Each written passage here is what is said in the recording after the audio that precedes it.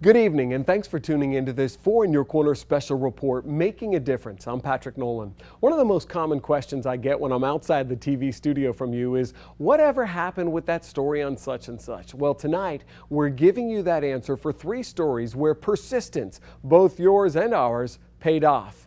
And we begin with something that most of us take for granted. When you call 911, you expect EMS to be there ASAP, right?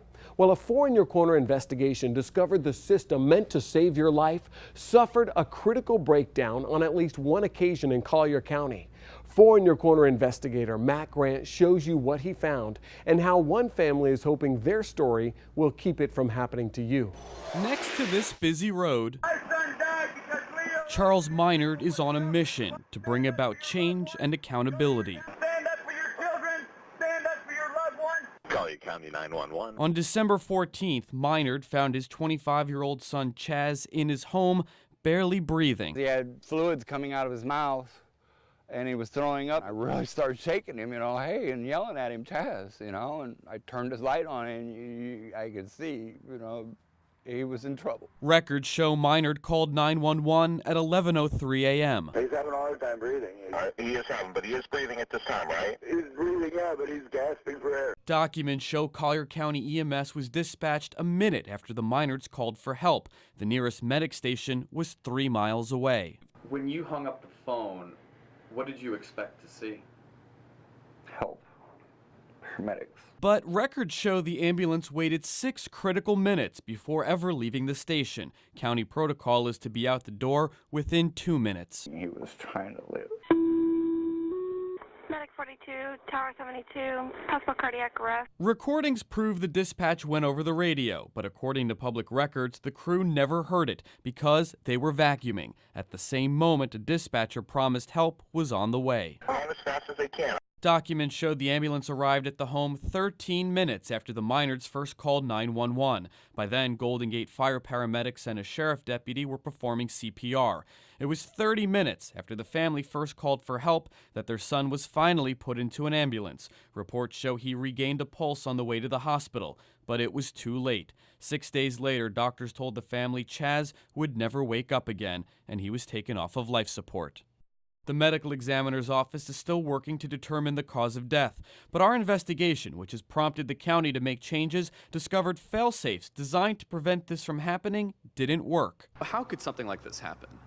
I don't know the details of exactly what happened yet. After talking with us in January, Collier County EMS Chief Walter Kopka refused to return any of our phone calls, stonewalling our attempts to get information. In a private meeting with the Minards, the family says the chief blamed dispatch, saying the tones never went through. Captain Roy Arrigo with the Collier County Sheriff's Office disputes that. We're not going to get into an argument with EMS. I don't know why they didn't get the tones. Our system shows the tones went out. Why they didn't hear that, I don't know what their procedure is regarding that. A Fox 4 investigation discovered a series of breakdowns and failures. 911 dispatchers notified the closest medic station, but the crew never heard it because reports show they were in separate areas of the station cleaning and running the vacuum. As a backup, paramedics carry handheld tablets and pagers that pull up information about a call when a dispatch comes through. But reports show those devices didn't work. As a failsafe, if a crew doesn't respond after 2 minutes, county protocol says dispatchers need to follow up. But procedure wasn't followed in this case since the dispatcher waited 4 minutes. Officials say she didn't notice a blinking red light on her computer alerting her to the delay. Typically, she should notice that, but it's a human error. Because of this case, the sheriff's office announced the alert would now be accompanied by an audible tone. But Minard wasn't satisfied, feeling the county was giving him the runaround. Don't have any answers. I have a dead son and no answers. In February, the EMS chief invited Minard and his family to a second closed-door meeting. We were told our cameras weren't welcome. I'm sorry, there's no news. So we waited outside. A few minutes after the meeting began, a family member walked out in protest. He's blowing smoke up our we've asked a lot of questions. They have no answers for us. Shortly after, the chief called the cops for crowd control. Can you send a deputy for media who's not welcome on this property? He snuck away before we could ask him any questions. Just asked for accountability, you know, what we were going to do, how we were going to make changes. But getting answers proved difficult. Lawyers for the county told commissioners not to comment to us. So we tried getting a hold of the county manager, Leo Oakes, calling his office every day for a week. We even waited in his lobby for an hour with no response. So we paid him a visit. Do you feel that the county has handled the Maynards, calling the police on them and everything? Do you feel that they've handled this appropriately? Well, no, I don't have any information about that, but I'll be happy to look into that and make sure that we're doing the right thing. Oakes agreed to meet with us the following week and answer questions about the Maynards case. I take these things very seriously, particularly when public safety is involved. Oakes told us he was ordering a forensic analysis of all communication equipment to find out what went wrong. We're not perfect. We're human beings. Sometimes things happen that need to get corrected. But we discovered what happened to the Maynards may not have been an isolated case. In 2010, paramedics arrived 40 minutes after a 911 call to James Luschner's home 2 miles away. I could have died right here. I could have flatlined in my bed. Despite the fact the medic station was only a few minutes up the road, the crew got lost. They're right up the street here, about 2 miles away. They should have been here. The incident resulted in 2 suspensions and an employee being fired. That employee told us the county regularly rotated crews, preventing them from becoming familiar with their assigned areas. He blamed a faulty GPS and outdated maps. For some of these delays that we've been seeing, how much of this falls on you?